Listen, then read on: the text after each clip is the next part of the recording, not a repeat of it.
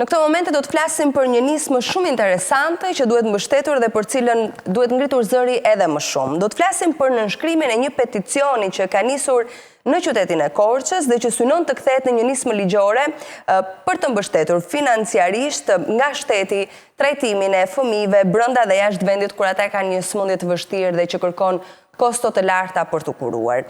Nisma synon të shmang burokracitë dhe të garantojë akses të barabartë për familjet në nevojë. Për më shumë mbi këtë nismë ne do zhvillojmë një bisedë në studio me persona që e kanë iniciuar por dhe mbështetur. Me mua në studio nga Qendresa Qytetare është Miguel Qiraxhi. Faleminderit që je këtu. Faleminderit dhe ju për ftesën. Ndërkohë na bashkohet Ardit Konomi nga Shoqëria Civile dhe Klajdi Pllaha nga Këshilli Bashkiak i Korçës. Kam në këtë momente Klajdi, na bashkohet pas pak edhe Arditi. Faleminderit që jeni me ne. Faleminderit për ftesën. Cili ndi ideja për këtë nismë dhe cili ishte rasti konkret që ju detyroi, po themi, të ndërmerrnit këtë hap? Nëse e ke Klajdi një përgjigje direkte? Po, patjetër. Besoj se të gjithë ne jemi ndeshur fatkeqësisht me raste kur familjarë tanë, miqtë tanë ose bashkëqytetarë kërkojnë ndihmë në rrjetet sociale për fundraising, për të shpëtuar jetën e fëmijëve të tyre duke dërguar jashtë shtetit. Ne patëm aktualisht një rast të afër në qytetin e Korçës që na prekur shumë të gjithëve, u vëmë në lëvizje, po njëkohësisht menduam se cilat janë mekanizmat shtetëror që do mundsonin mbështetjen e këtyre familjeve pa qenë nevojë për fondacione private, pa qenë nevojë për fundraising, pa qenë nevojë për të shqetësuar prindin njëkohësisht për pjesën ekonomike përveç se për shëndetin e fëmijëve. Pra, këtu duke parë pastaj me ekspertë të fushës kuadrin ligjor, duke parë statistikat e rasteve të sëmundjeve të kësaj natyre, menduam që është nevojshme një korrigjim në ligj, është nevojshme një ligj i ri që trajton pikërisht të kategoritë të fëmijëve me sëmundje që nuk kurohen dot nga sistemi shëndetësor publik. Pra ka domosdoshmërisht nevojë për një trajtim më të specializuar brenda, por shpeshherë edhe jashtë vendit. Miguel, cilat janë problematikat më të mëdha që sot familjet në përgjithësi, jo vetëm në Korçë, por në të gjithë Shqipërinë hasin për trajtimin shëndetësor të fëmijëve? Brenda vendit, në spitale private, ndoshta por edhe jashtë vendit? Shiko, iniciativa është sigurisht jep një prioritet fëmijëve, por kjo nuk është do të thotë që ka një realitet tjetër të rriturit, po duke prioritizuar, ne kemi vendosur që, dhe grupin nismëtar ka vendosur që fëmijët të prioritizohen edhe të vendosen në linjën e parë të ndihmës që duhet jap shteti kur bëhet fjalë për diagnostikim të një sëmundje që nuk e shëron dot vendjon, po edhe në rastet kur nuk e diagnostikon dot. Që të thonë, të dyja rastet do duhet që shteti të përballojë, institucionit të përballojë shpenzimet e këtyre familjeve.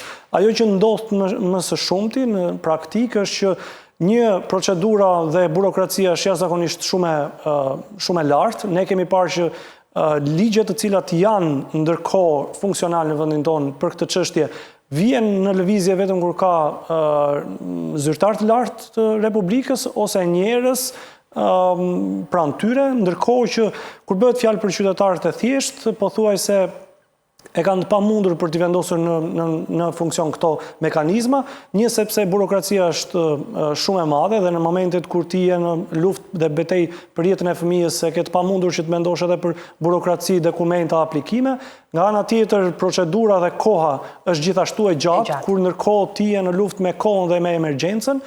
Nga ana tjetër ka edhe problematika të transparencës, pra edhe në rastet kur ndodh si procedohet. Ndërhyrja bëhet e gjitha për këtë. Një, për të qenë një kuadër i posaçëm për fëmijët, i cili përcakton një fond të posaçëm pa pasur nevojën që të ketë kërkesa për alokime fondesh, nga ana tjetër të rrisë shpejtësinë e procedurave, ashtu siç një le të themi i sëmur transferohet nga një fshat në një bashki kur nuk e kuron dot bashkia dhe le të themi kalon me një vull të një mjeku tek qyteti më i madh dhe pastaj me vulat e 3 mjekëve në kryeqytet dhe kur kryeqyteti tashmë mund të mos e përballojë ose mund të mos e përfshijë dot përballimin e këtij fëmije, do duhet që po kaq e lehtë le të themi të jetë edhe procedura për ta dërguar atë në një spital të specializuar që mund të jetë brenda vendit, po mund të jetë edhe jashtë vendit. Ne kemi parë raste pafund ku familjet shqiptare, nëse janë me ekonomi, varfërohen, nëse janë pa ekonomi, mjerohen, dhe në asnjë mënyrë ne nuk duhet që një individi brenda shoqërisë tonë që i bie fatkeqësia për të përballur me sëmundjen, të mos i bie fatkeqësia për të përballur edhe me strapacimin për të gjetur çdo alternativë tjetër për të gjetur mbështetje siç janë GoFundMe, shoqata bamirësia apo elemente tjera. Jeta duhet të jetë e garantuar sepse ne kontribuojmë të gjithë për këtë le të themi strukturë shoqërore që quhet shtet, e cila do duhet i gjendet qytetarit në momentet kur është në vështirësi. Zot ekonomi, faleminderit që jeni bashkuar me ne. Faleminderit për ftesën. Çfarë synon konkretisht kjo nismë pra pas mbledhjes së firmave? Do ta depozitoni një draft ligjor pranë kuvendit? Si e keni menduar? Po, patjetër, një draft i projektligjit është depozituar tashmë në KiQZ dhe ajo e mundsoi të procesin e marrjes të formularëve.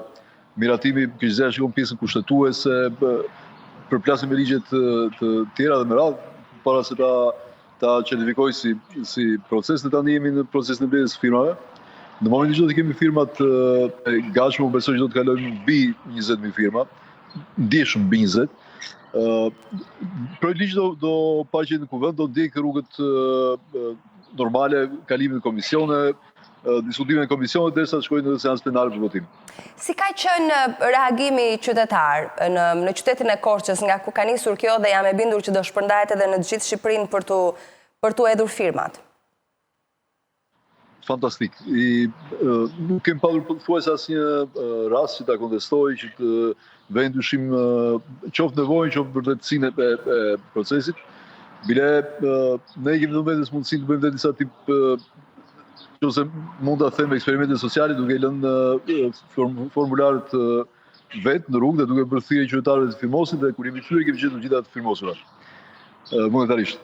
Pa asistencë të dikujt i cili t'i udhëzoj ose si duket shpërndarja e informacionit, sensibiliteti, ndjeshmëria që ka rritur e ka rritur këtë pikë. Kledi, cilat janë propozimet kryesore që përmban projektligji dhe çfarë synon ai nga skema aktuale për të përmirësuar flas? Së pari është specifik për këtë grup moshë në fëmijëve nga 0 deri në 18 vjet, ndërkohë që skema aktuale nuk ka një specifikim të kësaj natyre. Së dyti, mundson që ky proces të fillohet në mënyrë automatike në rastet kur nuk trajtojnë dot fëmijët nga sistemi shëndetësor publik dhe kërkesa të kalojë tek Ministria e Linjës, pra Ministria e Shëndetësisë drejt për drejt nga spitali. Pra pa që nevoja që prindrit të grumbullojnë gjithë dokumentacionin nevojshëm, të ndjekin gjithë procedurat. Pra është një procedurë shumë e përshpejtuar, ka një komision ad hoc të përbërë me specialistë të fushës, të cilët gjykojnë nëse rasti mund apo jo të trajtohet në spitalet publike apo mund të trajtohet në një spital privat brenda Shqipërisë, apo në rastin tjetër kemi një marrëveshje shtetërore me një spital të huaj jashtë Shqipërisë që trajton këto raste. Pra, prioritizon rastet duke patur parasysh edhe një lloj eficiencë edhe ekonomike të rasteve, është shumë më transparent dhe sigurisht shumë më pak burokrat në procedura. Miguel, a keni patur pra të gjithë ju si grup që keni ndërmarrë të nismë, komunikime me përfaqësues të mazhorancës apo edhe të opozitës për këtë nismë, dhe nëse po, cili ka qenë reagimi tyre?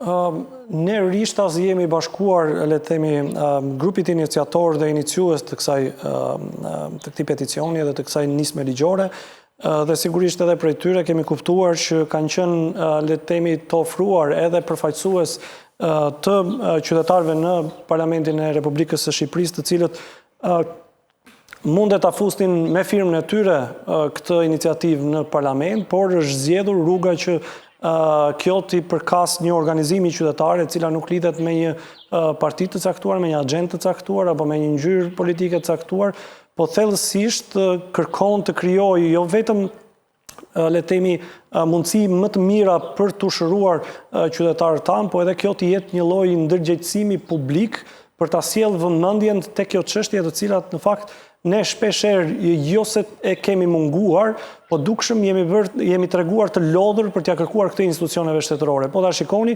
energjitë e qytetarëve shqiptar janë maksimale dhe predispozita e tyre për të gjendur është maksimal kur rastet shpërndahen në hapësirën publike, në rrjetet sociale, kur kërkohen ndihmë për rastet veçanta për shpëtimin e jetëve të fëmijëve për t'i kuruar jashtë vendit. Ajo që duam të bëjmë ne dhe kjo iniciativë është që gjithë këtë energji që shpesh herë ne e orientojmë vullnetarisht për t'ia kërkuar bashkëqytetarëve, për t'u mbledhur edhe për t'u solidarizuar, ta ndërtojmë në një mënyrë të qëndrueshme, që jo vetëm të jetë selektive, jo vetëm ato rastet cilat janë të ekspozuara, jo vetëm ato rastet cilat kanë kontakte apo kanë mundësi që të përfitojnë nga hapësira alternative, po të jetë një element i qëndrueshëm që ligjin e bën proaktiv dhe institucioni vetë nuk e lë në dorë të prindërve për të aplikuar ose jo, për të kërkuar ose jo, po vetë funksionon që në momentin që identifikon një fëmijë të sëmur. Mund të kaloj direkt nga mjeku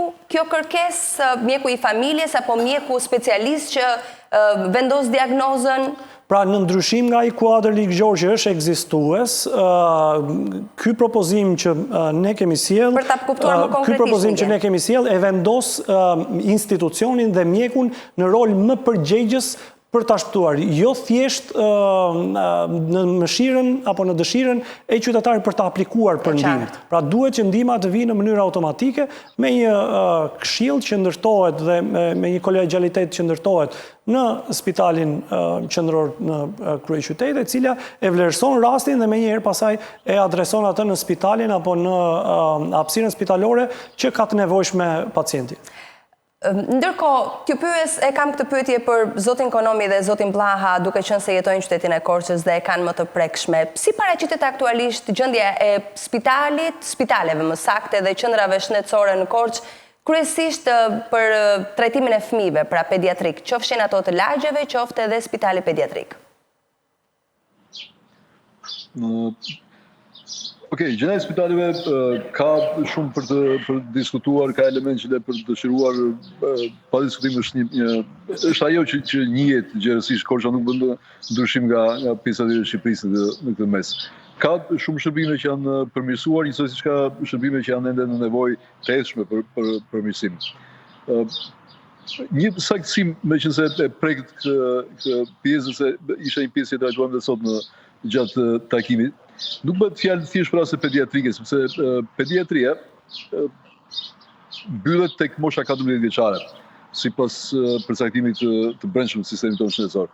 Ndërkohë që përcaktimi zyrtar për fëmijë i njohur sipas ligjit tonë, sipas gjithë legjislacionit ndërkombëtar dhe konventave përkatëse, shkon deri 18 vjeç.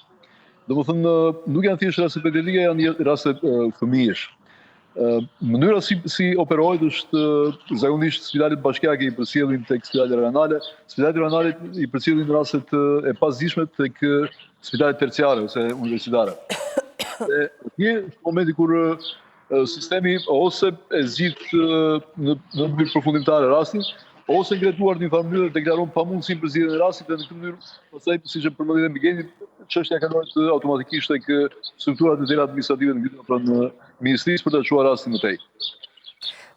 Klajti, si paraqitet, sepse nëse e marrim edhe në nivel kombëtar, po në qytetin e Korçës, ka mungesë të mjekëve specialist, mungesë të infermierëve, apo e përballon, po themi aktualisht? Që pyeta për mua? Po. Po. Mungesë të infermierëve nuk besoj se ka. Kemi largime për fat të keq të studentëve që mbarojnë përfëmijëri që zgjedhin ta ushtrojnë të profesion jashtë vendit, po të paktën jemi plotësuar në qendra shëndetësore dhe në spitalin rajonal të Korçës jemi plotësuar me infermierë. Mjekët kemi mjekë shumë të mirë, shumë të aftë, shumë të përgatitur që zgjedhin të vinë të punojnë në Korçë ose që janë nga qyteti i Korçës apo rrethinat. Sigurisht që kushtet e spitalit kanë nevojë për mirësim dhe madje është një projekt që mund të realizohet dhe që është folur që mund të rindërtohet spitali i Korçës dhe të ofrojë shërbime edhe më shumë. Po nuk besoj se çështja në fjalë lidhet me spitalet rajonal apo me shërbimin parësor të familjeve në qendra shëndetësore. Pra këtu po flasim për raste shumë të veçanta, shumë specifike që nuk ofrohen këtë shërbim as në spitalin që në qytet, pra që janë raste që i gjithë sistemi shëndetësor nuk mund t'i mbulojë. Migen, Cilat janë vështirësitë më të mëdha që janë evidentuar deri tani dhe masat që duhen marrë menjëherë? Paktën në ato raste që ti di në këtë kuadër. Për ishë së vërtetës, ne kur ju qasëm gjithë kësaj iniciative, sigurisht që ishim, le të themi, edhe emocional për shkak të rasteve që kemi pasur në rrethin tonë familjar të afërt apo të miqve tanë të cilët kanë pasur këtë problematik në jetën e tyre, në rrugtimin e tyre, ku për ishë së vërtetës ndeshemi me një kulturë tashmë të shtruar që nëse ka një problematik që sistemi jonë nuk e zgjidh, do duhet që familjarët të largohen dhe largohen në mënyrë të rrufeshme, sepse koha nuk pret, paraqiten në hapësirat spitalore të vendeve fqinj në urgjenca, për të pasur mundësinë që të futen nga urgjenca në sistemin e trajtimit, dhe kjo sigurisht që kemi të bëjmë edhe le të themi me një kulturë tashmë të ndërtuar të qytetarëve të cilët e kuptojnë që ligji, institucionit të cilën ata kanë në dispozicion brenda vendit, është i papërdorshëm. Në momentin që ne kemi këtë mangësi të përdorimit të këtij instrumenti shtetëror që tashmë deri diku është, atëherë e kemi të nevojshme që të ndërhyjmë me përmirësime ligjore apo me hapësira ligjore të cilat i përkasin një fashe të caktuar grupi. Unë e përsëris, ne kemi të bëjmë me vonesa në procedurë, kemi të bëjmë me... Se mund të zgjasin këto procedura? Flas për sëmundje të cilat ka nevojë patjetër për një trajtim të specializuar. Po ja, për shembull, një element që është burokratik, që është jashtëzakonisht problematik, është që nëse grupi mjekëve brenda spitalit të jep të gjithë kartelën dhe të identifikojnë që ti je një rast i cili duhet të kurohesh jashtë, dhe për ty është e premte, ti do duhet të presësh të shtunën dhe të dielën që të hanën dikush të shkojë në ministri, që edhe ministria të certifikoj rastin tënd, që pasaj të shpëtosh dhe të shkosh në një hapësirë tjetër spitalore. Për të mos thënë burokraci të ndryshme, të cilat janë pjesë e kësaj problematike, të cilët qytetarët e kanë kuptuar dhe kanë marrë mesazhin që është më shpejt dhe më mirë ti drejtohesh bashkëqytetarëve se sa institucionit të cilën ti paguan. Është bërë një lloj përllogaritje nga ajo se çfarë nga ekspertët edhe artuesit që mund të përllogaritet një shumë deri në 10 milion euro, të cilët kanë nevojë qytetarët në rastet të cilat janë përgatitur me përafërsi. E keni menduar ta parashikoni? Dhe ky 10 milion euro është 0.1% e buxhetit të shtetit. Dhe është e pafalshme dhe e pa tolerueshme që një shumë kaq e pa llogaritshme në kuptimin buxhetor të madh të shtetit, të lej familjet të tëra shqiptarës me një dinjitet ekstrem të munguar dhe për të mos thënë pasaj traumat psikologjike, sociale që ata i sjellin në shoqërisë. Zot ekonomi, sa i vështirë është procesi që një fëmijë të marrë trajtim jashtë vendit në kushtet aktuale? Është shumë i vështirë. Faktet e tregojnë vetë. Arsyeja pse njerëzit shkojnë drejtohen tek fondacionet bamirëse, tek platforma si GoFundMe, tek individ për kërkuar ndihmë financiare tregon që realisht ky sistem nuk funksionon. Ka në fakt mekanizma të cilët e mundsojnë, po janë mekanizma të cilët janë shumë fakultative dhe ky është një kriter që ne duam ta realizojmë krejtësisht në brenda ligjit të ri, duke bërë detyrueshëm dhe në shërbimi dhe mandej ka një mori procedurash, pengesash burokratike të cilat e vështirësojnë deri në pikën sa në shumicën e rasteve kanë bërë pamundur. Klajdi, sa kushton dhe çfarë mbështetje reale ofron sot shteti nëse e ke si informacion? Për një rast. Shteti ofron përveç Shteti realisht, çfarë ofron sot për një rast të një fëmije me një sëmundje vështirë të kurueshme në vendin tonë, po themi? Në dijenin time ka marrëveshje me spitale të huaja, por këto janë me numër kuotash të mbyllura, pra që nëse arrihet ato kuota brenda vitit, po them një shifër jo të saktë, por amendësuese 20 kuota, fëmia 21 atëherë ka të pamundur që të trajtohet jashtë. Kjo shumë diskriminuese, është i mohosh jetën një fëmie. Marrëveshjet dypashe far forme funksionojnë të formë në këtë mënyrë. Në momentin që shteti nuk financon financiarisht, nuk i mbulon shpenzimet, atëherë je në le themin mëshirën e bashkëpunëtorëve të spitalit privat që po të pret jashtë shtetit për kuotat që ai t'i jep të vend dispozicion. E ka mundësi, e keni parashikuar në ligj ose në draft ligjin që ju do të propozoni edhe këtë pjesë, pra që ndoshta shteti të mund të siguroj kontrata me shtete të tjera për të mos patur këto kuotat kufizuese, ose nëse po marr një rast për shembull, nëse me Turqinë ka 20 kuota kurimi, të garantoj me Greqinë, me Italinë apo me shtete të tjera më shumë kuota për t'u dhënë më shumë mundësi atyre familjeve që janë në këtë emergjencë shëndetësore. Është i parashikuar, po, patjetër. Po, ne kemi zgjedhë kuota të sakta buxhetimi në lidhje me këtë pjesë, të cilat bazohen statistika reale të vërteta të ballafaqura edhe me burime të tjera informacioni. Dhe përtej kësaj, për të siguruar që në çdo rast, shërbimi mos mungoj kur, ne kemi prezantuar të ligj dhe parimin e proporcionalitetit, i cili është, besoj, një gjetje jo shumë e zakontë në praktikën tonë legislative deri tanishme. Dhe mendoj që kemi menduar që kjo pjesë e zgjidh tërësisht çdo dilemë, çdo merak që mund të kishim në lidhje me mundësinë për të financuar ose jo. E qartë. Miguel, a ekziston një databazë kombëtare për fëmijët që kanë nevojë për trajtime të specializuara? Keni ju një numër në rang kombëtar, po themi, dhe sa transparente është kjo databazë? Grupi që ka punuar mbi propozimin ligjor sigurisht që ka bërë gjithë fazën përgatitore të mbledhjes së informacioneve të çfarë mundet që të grumbullojmë nga dhënat që ofron vendi jon. Sigurisht që ne besojmë shumë që ato nuk janë të plota. Ka një pjesë të madhe të cilën është e pamundur ta identifikojmë në kuptimin e largimit të qytetarëve të cilët nuk lënë shenjë dhe e thamë pak më parë paraqiten si turistë dhe më pas marrin akses në këto spitale. Gjithsesi, duke koordinuar, le të themi, duke marrë të gjithë të dhënat të cilat janë të matshme, kemi pasur mundësi që edhe të përllogaritet shumat të cilën unë e përmenda pak më parë. 10 milion euro, plus minus. Sigurisht që është e vështirë kur mungojnë të dhënat dhe ne nuk kemi një vend që statistikat apo dhënat i prodhon në mënyrë korrekte. Sigurisht që e bën edhe më të vështirë punën për ta ndërtuar dhe për të kuptuar masën e problemit. Po ajo që është interesante, sepse u bë disa ditë të cilët ne jemi në terren, kemi qenë në Korçë kur u bë, le të themi, në shëtitoret e qytetit mbledhja e firmave, atje kemi kuptuar edhe me njërë pas nisjes të cilën miqtan reagoj, unë personalisht mendoja që kjo ishte një lidhje me rastet që ne kemi, mirë po pasaj kuptova se sa të shpeshta janë këto.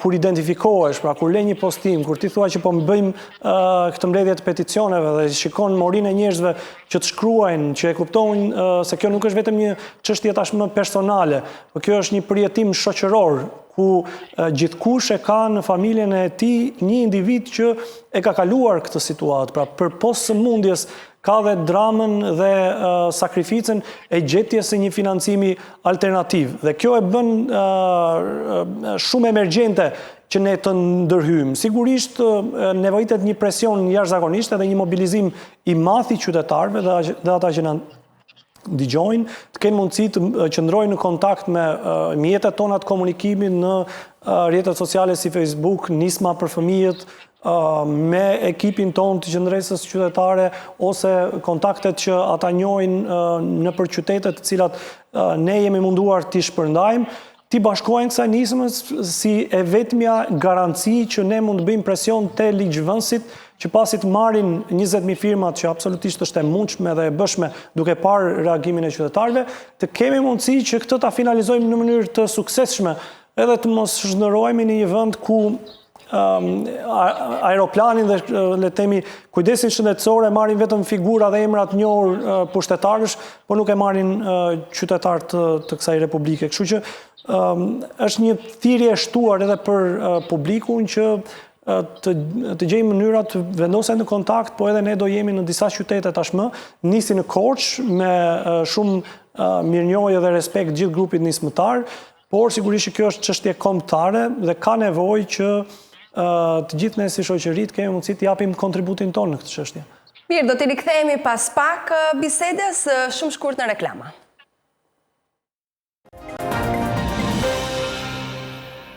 Kthehemi sërish në diskutim, po flasim për një nismë që është ndërmarrë në qytetin e Korçës, por që synon të kthehet në një ligj, një peticion për trajtimin e shëndetit të fëmijëve, ta specifikoj deri në moshën 18 vjeç për mbështetjen që duhet t'i jap shteti për kurimin e sëmundjeve të cilat ose kurohen në Shqipëri në mënyrë specifike ose ka nevojë për të kuruar jashtë vendit.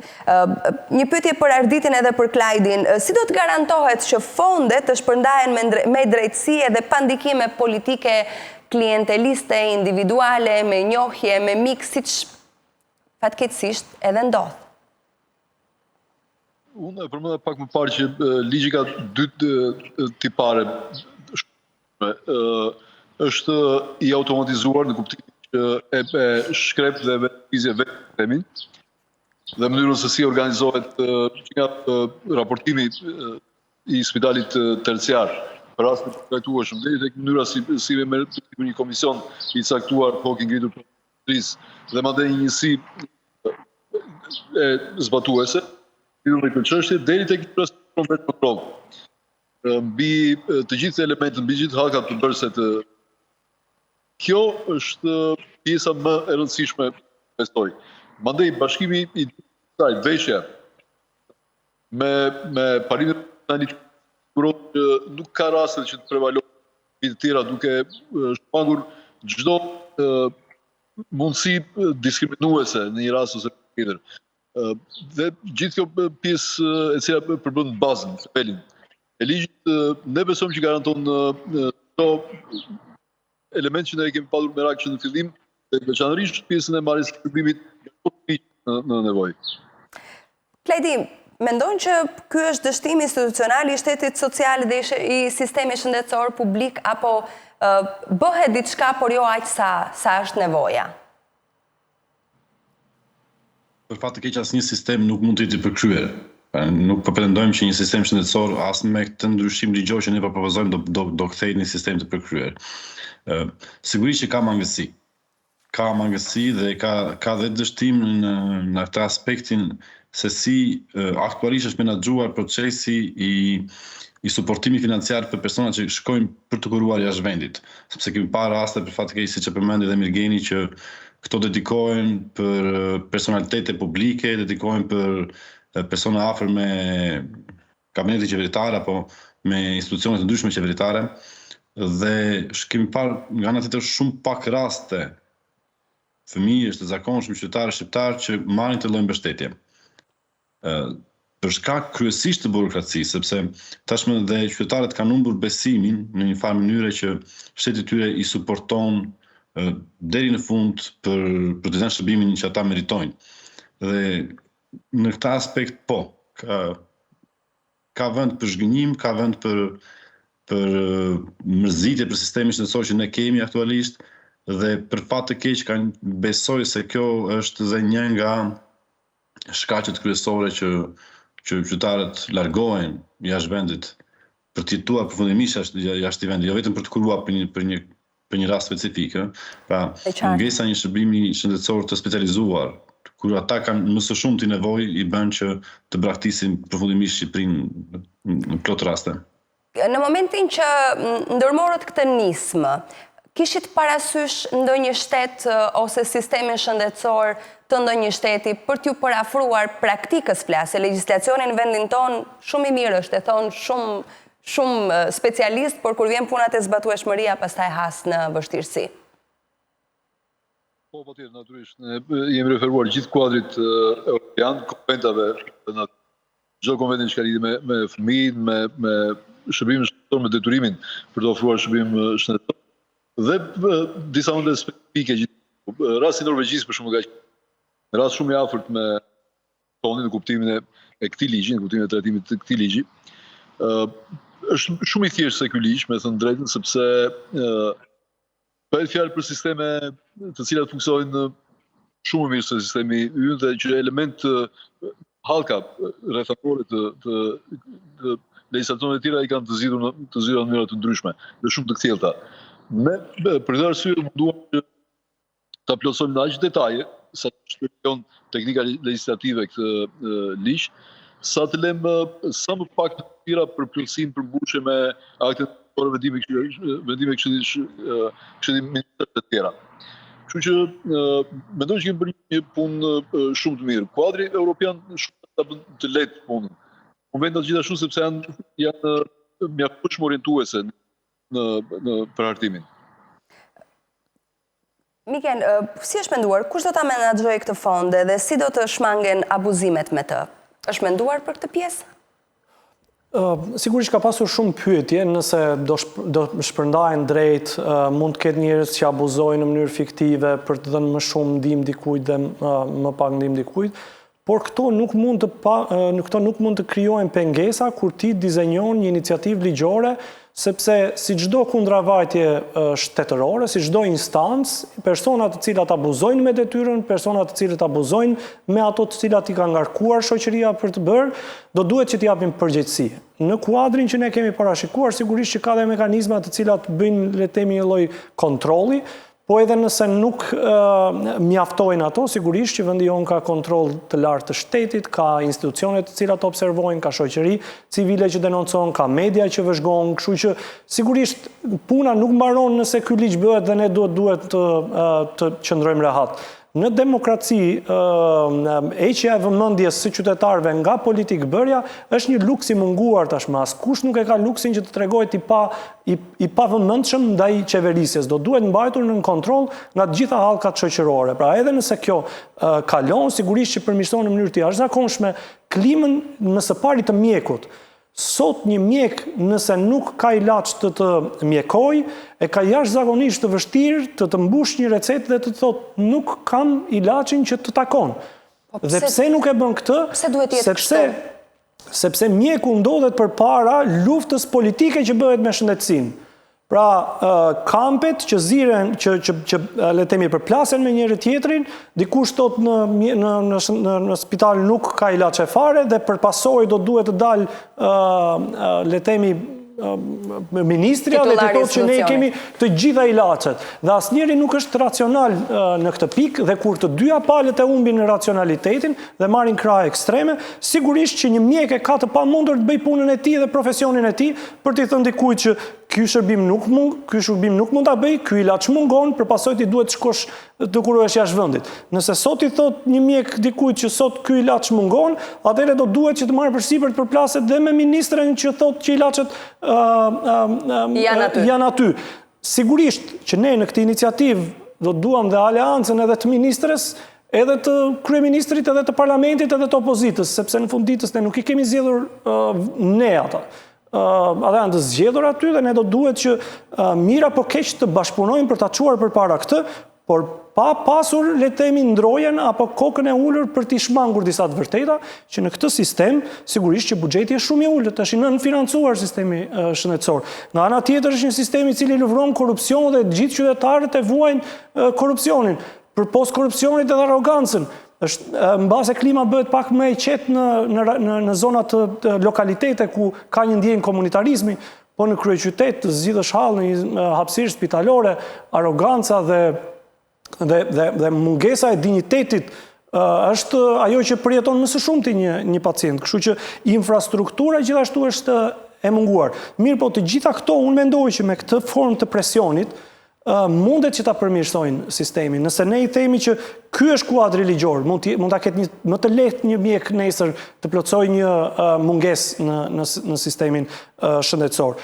E kështu me radhë, shteti kur ta shohë që ka një grup më të madh individësh të cilët duhet i kurojë jashtë vendit, do detyrohet të marrë masa që shumë para të mos shkojnë jashtë vendit, po të përmirësojë infrastrukturën brenda vendit. Kështu që kjo iniciativë jo vetëm që zgjidh në mënyrë të afatshkurtër emergjencë problemin e shëndetësor të qindra familjeve dhe fëmijëve shqiptar, në afatgjatë na garantojnë që sistemi të bëhet më i financuar, më i drejtë dhe më transparent dhe më profesional, le të them. E kuptoj. Klajdi, si është trajtuar kjo problematik në Këshillin Bashkiak të Korçës? Besoj e keni trajtuar, e keni diskutuar. Faktikisht kam diskutuar një rast konkret që kërkonte mbështetje financiare dhe kur kam propozuar si një mundësi që Këshilli Bashkiak ose Ekzekutivi i Bashkisë Korçë të ndihmonte financiarisht familjen e fjalë për kurim jashtë vendit, përgjigjja që ka marrë ka qenë që nuk është në kompetencat e bashkisë të ndihmojë financiarisht familje, qoftë edhe për të shpëtuar një jetë fëmie. Dhe pikërisht kjo përgjigje më ka dhënë një stimul për të kuptuar që kush e ka këtë kompetencë.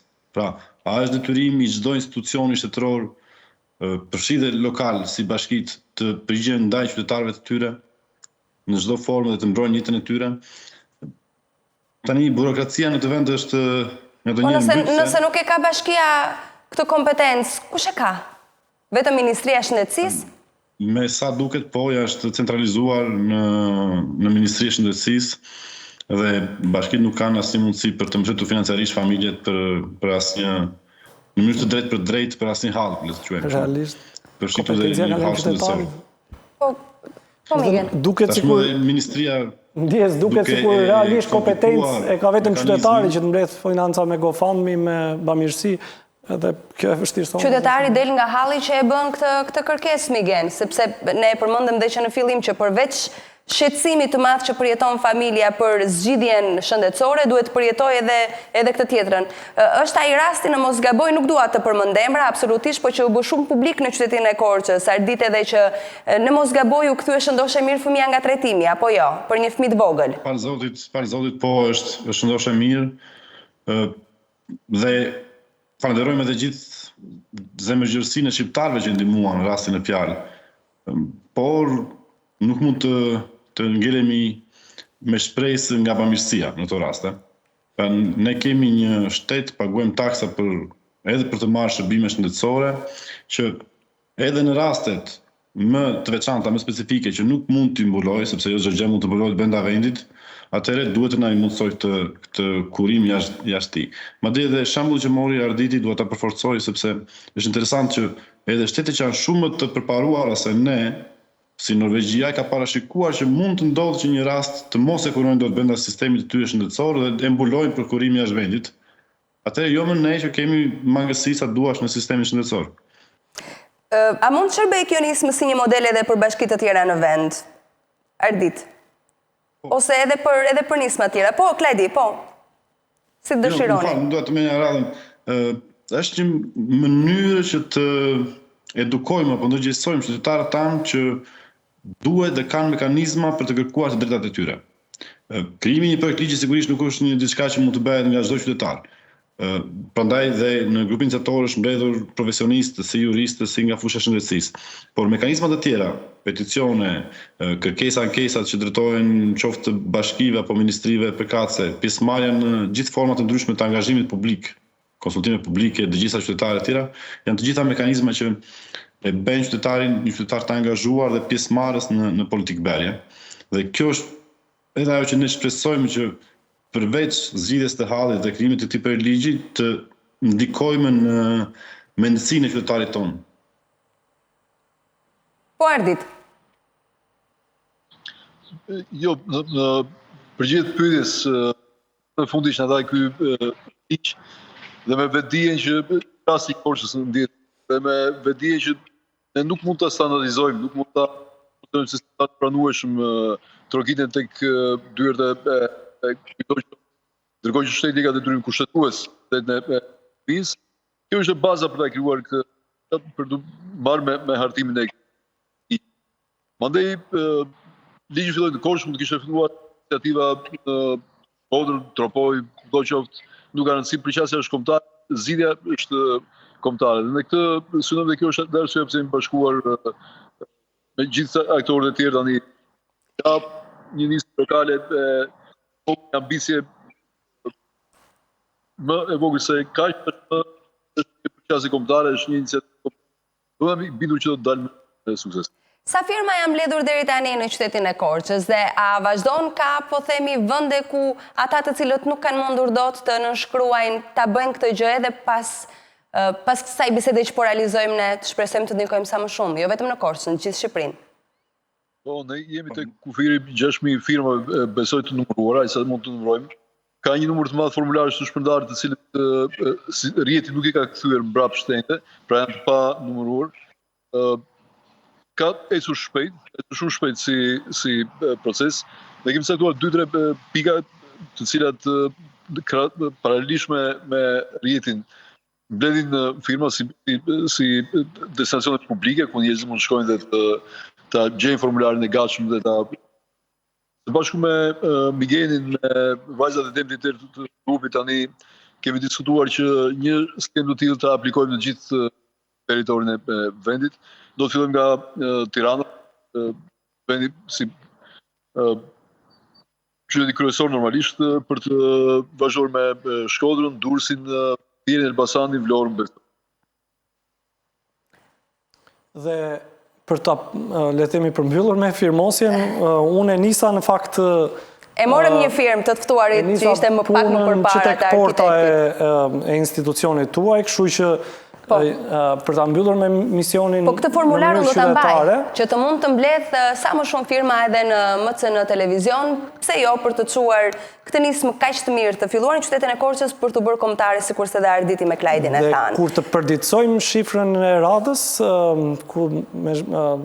shpresoj të jemi të ftuar sërish, do e treq mbrapsh formularin që sapo ndërkohë që unë e plotësoj, Miguel, cili është mesazhi për institucionet shtetërore dhe për qytetarët në lidhje me këtë peticion? Unë sigurisht që për qytetarët është jashtëzakonisht më e thjeshtë se sa për institucionet shtetërore. Qytetarët ashtu si që janë gjendur të gatshëm të mobilizohen për të ndihmuar shqiptarët në rastet veçanta, dhe duhet që ta mbështesin këtë iniciativë që këto të mos jenë më rastet të izoluara, por të jetë një zgjidhje sistematike për ata që i ze halli apo për ne që mund të jemi sigurisht nevojtar në të ardhmen në këto sisteme, me shpresën që të mos jetë askush, ndërkohë që për institucionet e vendit nëse do duhet të përfaqësojnë interesat e qytetarëve, do duhet që ata të mos lihen në rrugëve të papërfaqësuar nga institucione të cilat i mbajnë më këmbë financimi dhe energjia e një kombi dhe një populli të tërë. Ardit edhe Klajdi, nëse keni një mesazh për ata që na dëgjojnë në lidhje me këtë nismë kaq të mirë që keni ndërmarrë.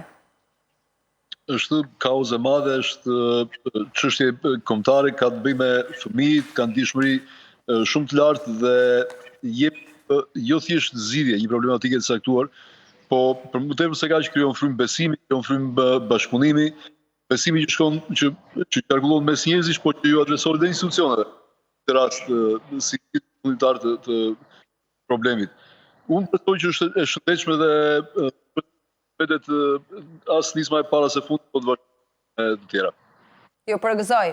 Klajdi, diçka të fundit. Po, të kemi. Po, shumë praktike dhe shkurtimisht, i ftoj qytetarët që të vazhdojnë të firmosin, të na kontaktojnë nëse duan të ndihmojnë me mbledhjen e nënshkrimeve dhe të familjarëve të tyre, miqve të tyre, dhe ndërkohë për institucione besoj se dhe parlamentarët, antarët e parlamentit shqiptar të çdo kauç dhe forcës që ata do jenë, besoj se do e marrin parasysh vullnetin e mbi 20.000 zgjedhësve shqiptar që për të mbështetur një përgjigje të tillë. Kështu që jam i bindur që do ta votojnë, do ta mbështesin fuqimisht ata. Dhe unë uroj që të realizohet kjo, ju falenderoj që ju kisha përmes internetit. Faleminderit Klajdi, faleminderit Ardit edhe për gëzim edhe një herë. Miguel, faleminderit sepse gjithmonë qendresa qytetare përpiqet të gjendet në ato momente që vërtet qytetarët kanë nevojë dhe ndërhyrje. Me shpresën për të bërë maksimumin. Faleminderit. Faleminderit edhe një herë, ne do të shkojmë në reklama, do të kthehemi pas pak për të folur për një tjetër tematik.